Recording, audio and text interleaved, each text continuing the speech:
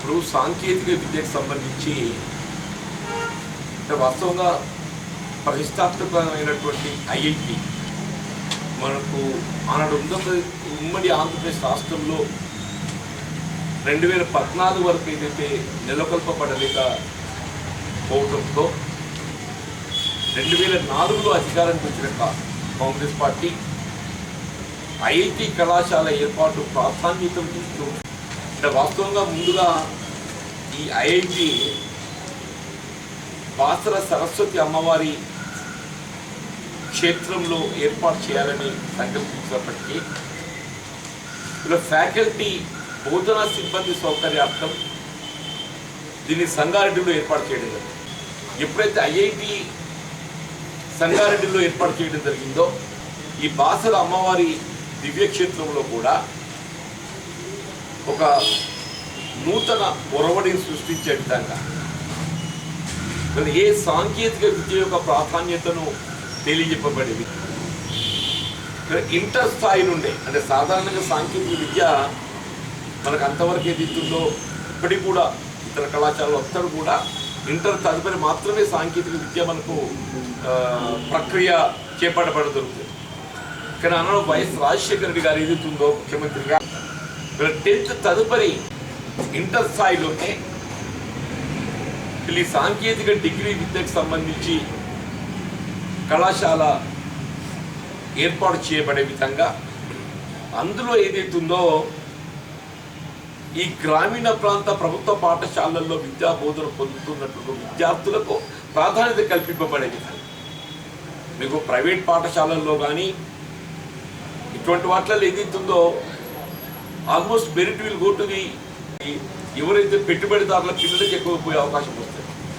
ఆ విధంగా కాకుండా గ్రామీణ ప్రాంత ప్రభుత్వ పాఠశాల విద్యార్థులకు ప్రాధాన్యత కల్పింపబడే విధంగా ఈ ప్రతి సంవత్సరం 1500 ఇంటేక్తో first of its kind in the nation ఈ బాసర త్రిపుల్ కళాశాలను ఏదైతుందో ఆరంభింప చేయబడటం సరే తదుపరి కాలంలో దీన్ని ఇతర ప్రాంతాల్లో కూడా విస్తరింపజేయబడే విధంగా ఆంధ్రలో కొన్ని క్రియేట్ చేసిండ్రు, రాయలసీమలో కూడా కొన్ని క్రియేట్. కానీ ప్రధానంగా ముందస్తుకు ఏదైతుందో అటు ఐఐటి కానీ ఈ త్రిపుల్ బాసర కానీ చెప్తున్నా ముందస్తుగా మన వద్దనే దీన్ని ఆరంభింపజేసిండ్రు విత్ 1500 ఇంటేక్ ఎవ్రీ ఇయర్. 1500 × 6 9,000 అంటే ఒక కళాశాలలో 9,000 మంది విద్యార్థుల బోధన సౌకర్యం. అది రెసిడెన్షియల్ కొంచెం ఎక్కడ ఉందని చెప్పండి 9,000 మందితో దానికి కావాల్సినటువంటి కళాశాల భవన వసతి సౌకర్యం ఈ 9,000 మందికి రెసిడెన్షియల్ 9,000 మందికి రెసిడెన్షియల్ ఆల్ ది క్వాలిటీ కూడా చెప్పంటూ నేను ఫస్ట్ ప్రియారిటీ ఏ గ్రామీణ ప్రాంత విద్యార్థి కానీ వీళ్ళు మీకు బాసర త్రిపుల్ ఆప్ట్ చేసుకోవడం జరుగుతుంది. వీళ్ళు తెలంగాణ రాష్ట్ర ఏర్పాటుతోని ఉమ్మడి రాష్ట్రంలో కల్పింపబడుతున్నటువంటి విద్యా సౌకర్యాలు ఇంకా అంతకన్నా మెరుగైన రీతిలో ఏదైతుందో బోధన సౌకర్యాలు కల్పింపబడతామని అటువంటి ఒక భావనతో కల్పింపబడాలనేటువంటి ఒక లక్ష్యంతో తెలంగాణ రాష్ట్ర ఏర్పాటు ఉద్యమాన్ని బలోపేతం చేయటం మన తెలంగాణ రాష్ట్రాన్ని సాధించుకోవటం మనందరికీ తెలిసిందే. ఇక్కడ దురదృష్టం ఏంటంటే తెలంగాణ రాష్ట్రం ఏర్పడ్డ ఈ 8 సంవత్సరాల కాలంలో చెప్పంటున్నాను ఈ బాసర త్రిపుల్ కళాశాలను అంటే ఏ విధంగా నీరు కాస్తున్నారని చెప్పారంటే మన 2014-15లో మనకు 119 కోట్లు బడ్జెట్ కేటాయింపు చేస్తే 119 కోట్లు రిలీజ్ చేయబడ్డాయి.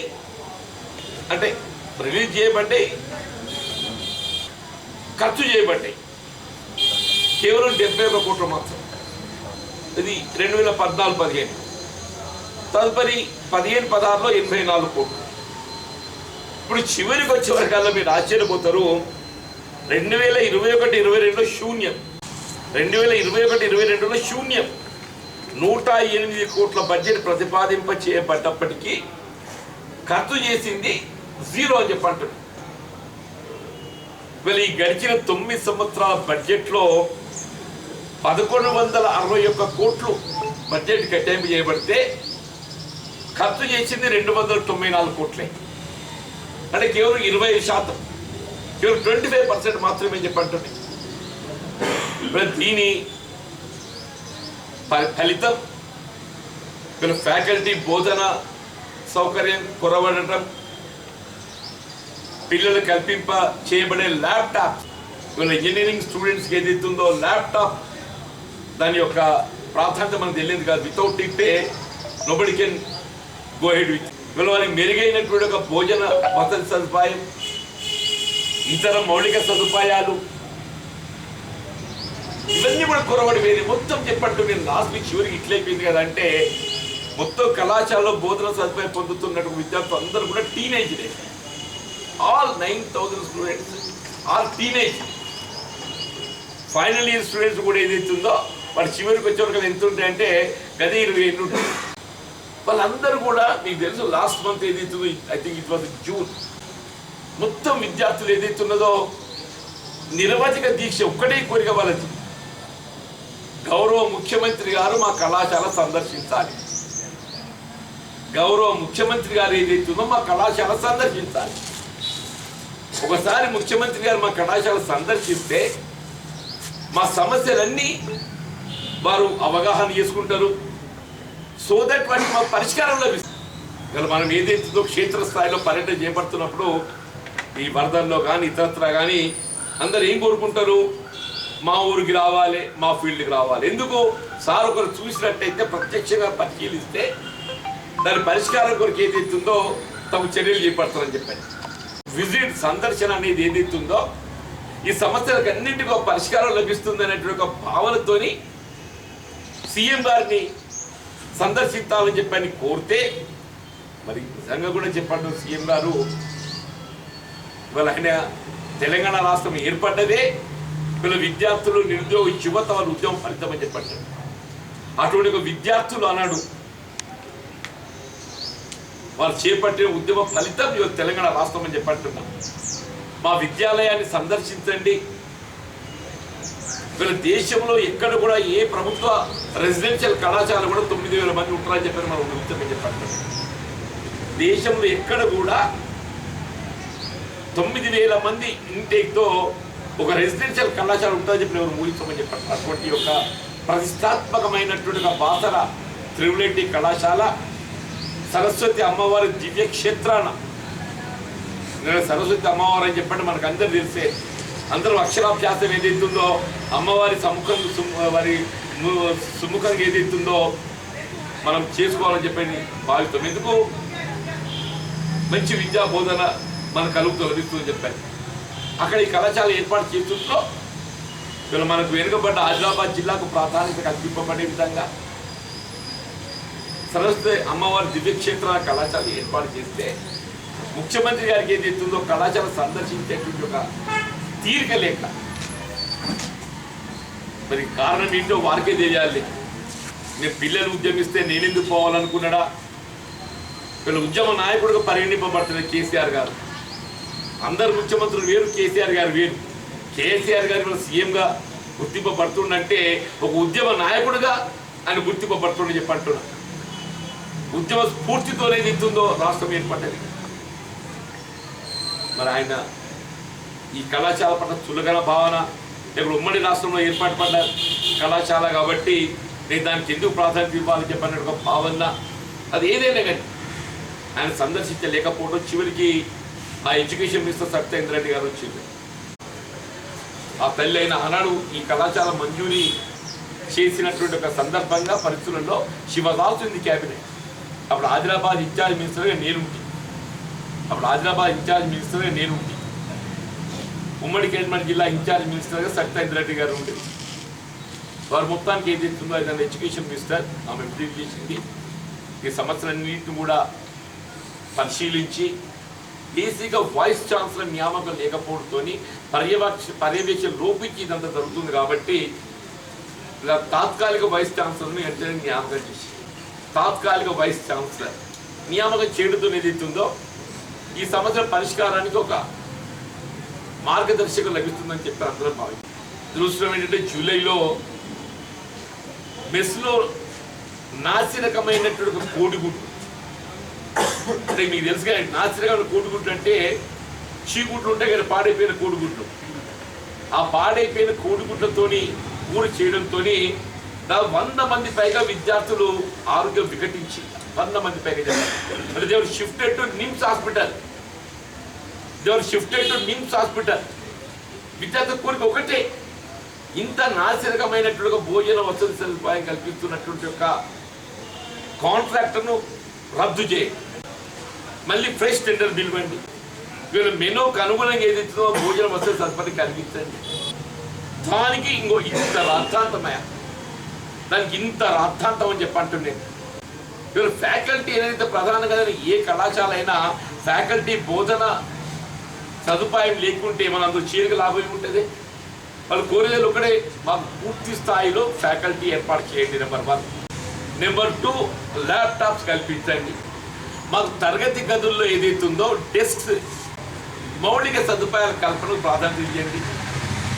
కనీసం మాకు కావాల్సినటువంటి ఒక శౌచికాలయాలు, ఆ టాయిలెట్స్, బాత్రూమ్స్ ఏదైతుందో అవన్నీ మాకు సరిగ్గా నిర్వహింపచేయండి. ఇలా మెరుగైనటువంటి భోజన వసతి సదుపాయం కలిగిస్తానని చెప్పిన వాళ్ళ డిమాండ్స్ అంతకంటే ఏం లేదు. 3 పూటలు పాతం ఉన్నారు, 3 పూటలు. ఆ తండ్రి పిల్లలు విద్యార్థులు టీనేజ్లో ఏదైతుందో ఆడపిల్లలు ఏదైతుందో 3 పూటలు ఉపాసం ఉన్నారంటే దాన్ని బట్టి ఆ తీవ్రత ఏ స్థాయి ఉందో దయచేసి ఊహించండి చెప్పండి. నేమంటారు, సీఎం గారు మీరు ప్రతిష్టమ పోల్సిన అవసరం లేదు. ఇక్కడ మొత్తం రాష్ట్రం అంతా వరదల్లో కొట్టుకుపోయి ఇవాళ లక్షలాది ఎకరాల పంట నష్టమై వేలాది ఎకరాలు ఏదైతుందో భూమి కోత గురి కావడమే కానీ, ఇసుక మెట్టలు వేయడమే కానీ, వీళ్ళ వేలాది ఇండ్లన్నీ నీలమట్టమైపోతే మరి కావలసిన సహాయం కల్పించడానికి ముఖ్యమంత్రి గారు ఢిల్లీ పర్యటనలో ఉన్నారని చెప్పాలంటే ప్రధానమంత్రి గారికి కలిసి ఏదైతుందో రాష్ట్రంలో ఈ వరదలతో అతలాకుతలమైనటువంటి ఒక రాష్ట్రాన్ని, ప్రజానీకాన్ని, రైతాంగాన్ని ఆదుకోవడానికి వరకు సహాయాన్ని ఏదైతుందో కోరుతాడని చెప్పి అనుకున్నది. కనీసం హోంమంత్రినైనా కలిసి ఏదైతుందో ఇది హక్కు, ఇది మీరు బీజేపీతో విభేదించవచ్చు కాక, అంత మాత్రాన మన హక్కుల గురించి ఏదైతుందో మనం పోరాటం చేయకుండా వదులుకోవడం అనేది సరైనది కాదు కదా. మీరు నామోషికి పోతుందా అది ఏంటి, లేకుంటే అలసత్వమా? మీరు ఈ రాజకీయాలకు ఇచ్చిన ఒక సమయం అఖిలేష్ యాదవ్తోని ఏ తాపకోసారి ఒకసారి నేను ఆయన కేజ్రీవాల్ని కలిసి వచ్చిన, ఒకసారి అఖిలేష్ని కలిసి వచ్చిన, అన్ని కలిసింది ఇన్ని కలిసింది ఏముంది ముందైతే? నువ్వు ఎవరిని కలిసి ఏమున్నది? ముందు రాష్ట్ర సంగతి చూడు. మీరు ముఖ్యమంత్రి ఉన్నారు కాబట్టి ఏదైతే మొత్తం రాష్ట్రం సంగతి చూడండి. రాష్ట్రంలో ఏదైతుందో గోదావరి తీర ప్రాంతం అంతా అతలాకుతలమవుతుంటే మీరు ఏమాత్రం కూడా పట్టించుకోకుండా మీ రాజకీయ కార్యకలాపాలకు అప్పుల వేటలో ఏదైతుందో మీరు సమయాన్ని గడిపితే ప్రజలు హర్షించరని చెప్పండి. మరి ఇప్పటికైనా ఇలా మొత్తం తెలంగాణ రాష్ట్ర విద్యా వ్యవస్థకు ఇవాళ మూలం ప్రతిష్టాత్మకమైంది యావత్ భారతదేశంలో ఏదైతుందో ఈ Rajiv Gandhi university of knowledge and technology. సమస్యల పరిష్కారానికి ఇవాళ ముఖ్యమంత్రి గారు దయచేసి మీరు విజిట్ చేయండి, దేశజాల ఓకండి. ముఖ్యమంత్రి అంటే రాష్ట్రానికి కన్న తండ్రి లాంటాడే. నేను గతంలో కూడా పేర్కొన్నా, ముఖ్యమంత్రి గారంటే రాష్ట్రానికి కన్న తండ్రి లాంటాడని చెప్పంటున్నా. ఇలా బాసరలో విద్యాబోధన సదుపాయం పొందుతున్నటువంటి వాళ్ళు మీకు పిల్లలు లాంటి వాళ్ళని చెప్పంటున్నా. మీ మనమల వాయిస్ అని చెప్పంటున్నా. మీ మనమలు మనవరాళ్ళు వాళ్ళకి ఏదైతే విద్య ప్రోత్సహించడానికి మంచి మెరుగైనటువంటి ఒక పాఠశాల కళాశాలలో చేర్చాలని చెప్పి నేను ఎట్లా తాపత్రయపడుతున్నామో మీకున్నటువంటి ఆర్థిక స్తోమతతోని ఇవాళ ఏ ఆర్థిక స్తోమత లేని దళితులు బలహీన వర్గాల పిల్లలు బోధన సౌకర్యం పొందుతున్నటువంటి ఒక ఈ బాసర IIIT కళాశాలలో కొరబడుతున్నటువంటి ఒక సదుపాయాలు, సౌకర్యాలు, ఫ్యాకల్టీ కానీ, ల్యాప్టాప్సే కానివ్వండి, భోజన వసతి సదుపాయమే కానీ, కళాశాల మౌలిక సదుపాయాల కల్పనకు సంబంధించి కానీ దయచేసి ప్లీజ్ మేక్ ఎ విజిట్. ఒకసారి మీరు విజిట్ చేస్తే సమస్యలు తప్పకుండా పరిష్కరించబడతాయి. మీ మీద మాకు ఇంకా విశ్వాసం ఉన్నది. పిల్లలు కూడా పేర్కొంటున్నారు, ముఖ్యమంత్రి గారి పట్ల మాకు విశ్వాసం ఉన్నది. ఒకసారి ముఖ్యమంత్రి గారు ఏదైతుందో బాసర మా కళాశాల విజిట్ చేస్తే తప్ప మా సమస్యలు పరిష్కరించబడతాయనేటువంటి ఒక విశ్వాసం మాకు ఉందని చెప్పండి. ఇలా విద్యార్థుల్లో విశ్వాసం నింపడానికి అయినా కానీ ఏదైతుందో మీరు సందర్శించండి. ఎట్లా మేము పోతాడో మమ్మల్ని రానియరు, మేము పోతాడో మమ్మల్ని ఎట్లా రానియరు, నాకు ఇదేందో అర్థం కాదు చెప్పంటున్నాను. మేము మన పోతే ఏదైతుందో అక్కడ నిర్మల్ దాటగానే కథ పోయింది. అక్కడ పెద్ద ఇక్కడికి అక్కడ దాకా 3 DSPలు 5 CIలు మేము ఎందుకు మమ్మల్ని మరి ఉగ్రవాదులమా లేకుంటే తీవ్రవాదులమా మరి ఏంటో మాకు అర్థం కాదని చెప్పండి. ఎట్లా ప్రతిపక్షాలు మీరు అవకాశం ఇయ్యారు సందర్శనకు?